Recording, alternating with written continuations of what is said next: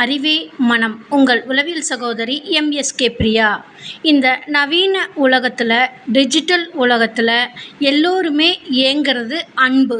இந்த அன்பு பெரும்பாலும் கொடுக்கவும் தெரிவதில்லை, எடுப்பதும் தெரிவதில்லை. ஏன்னா அன்புங்கிறது உணர்ச்சியினாலும் உணர்வுகளினாலும் ஏற்படக்கூடியது.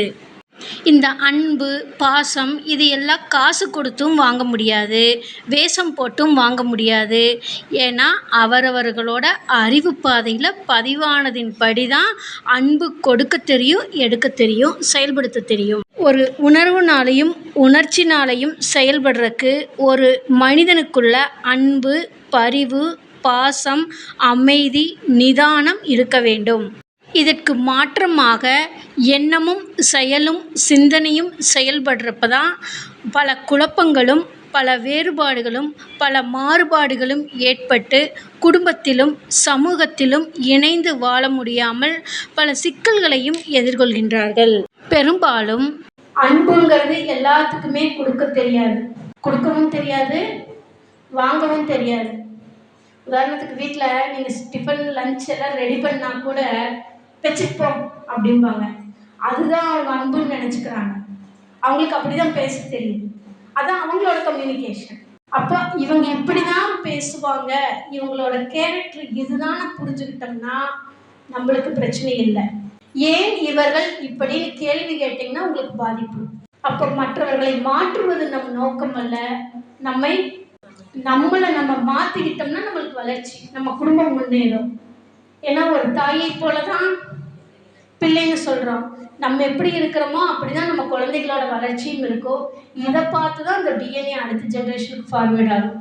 அதனால ஒவ்வொருத்தரோட உணர்வுகளும் உணர்ச்சிகளும் அடக்கப்பட்டதாக இருக்கிறது தான் நம்மளுக்கு வாழ்க்கை அழுத்தமாக மாறுது. அதுதான் நம்மளோட வாழ்க்கையை டேமேஜும் பண்ணுது. அதனால பிரச்சனைகளுக்கு தீர்வு இருக்குதுன்னு நம்புங்க.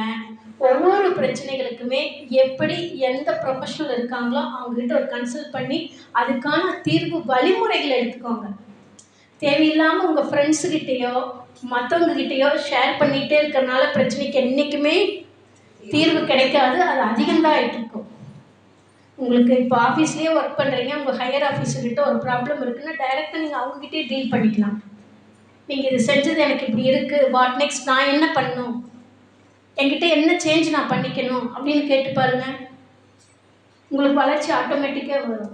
இது நம்ம பக்கத்தில் இருக்கிறவங்ககிட்ட பேசினோம்னா அவங்கெல்லாம் அப்படி தான் இருப்பாங்க, அவங்கெல்லாம் வேலை தான் வாங்குவாங்க அப்படின்னு சொல்லி நம்மளுக்கு தேவையில்லாத ஒரு உள்ள போட்டாங்கன்னா நம்ம என்றைக்குமே ஒரே பார்வையில் நம்மளை பார்த்துருவாங்க. நம்ம நிறைய பேர்கள் வாங்கிக்குவோம், பட்டங்கள் படிக்காமையே கொடுத்துருவாங்க. அதனால் வளர்ச்சிக்கான வழிகள் எல்லாமே உங்ககிட்ட இருக்குது. நம்ம எடுத்துக்கிற விதம், செயல்படுத்தும் விதம், உங்கள் அறிவை புதுப்பிக்கும் விதம், இதை நீங்கள் கொண்டு வர்றப்போ கண்டிப்பாக எல்லாருமே சக்ஸஸ் ஆகிடலாம். நீங்கள் எல்லாருமே சாதனை பெண்கள் தான். உண்மையாலுமே எத்தனையோ பெண்களை பார்க்குறோம், வீட்டில் எல்லா வசதிகளும் இருக்குது, எந்த வேலையுமே செய்யாமல் சும்மாவே உட்காந்து நேரத்தை போக்குறாங்க. நீங்கள் அலுவலகத்தையும் பார்த்துட்டு வீட்டு சூழ்நிலையும் பார்த்துட்டு இந்த சமாளிக்கிறது ரெண்டையும் பேலன்ஸ் பண்ணி கொண்டு வர்றீங்க. உண்மையாலுமே சாதனை பெண்கள் நீங்கள் எல்லாருமே. ஒவ்வொரு பெண்ணாலையுமே ஒவ்வொன்றை உருவாக்க முடியும். ஆக்கும் சக்தி ஒரு பெண்ணுக்கு மட்டும்தான் இருக்குது. அதே மாதிரி அழிக்கும் சக்தியும் ஒரு பெண்ணுகிட்ட தான் இருக்குது. அதை ஆக்கும் சக்திக்கு பயன்படுத்துங்க. அதிகமாக உங்களை வளர்ச்சிக்கான வழிகளை தேடுங்க. எப்போ எந்த மீட்டிங் எங்கே ஆர்கனைஸ் பண்ணாலும் முதல்லலாம் வாங்க. நாங்கள் நிறைய ஆர்கனைஸ் பண்ணதில் கேட்டோம்னா விருப்பமே இல்லாமல் தான் வர்றாங்க. வந்ததுக்கப்புறம் தான் தெரியுது, வந்ததுக்கப்புறம் இப்படி ஒரு வளர்ச்சி இருக்குன்னு எங்களுக்கு தெரியலன்றாங்க. அப்போ எங்கே வாய்ப்பு கிடைச்சாலும் நீங்கள் போங்க, அறிவு சார்ந்த விஷயங்கள் நிறைய எடுத்துக்கோங்க.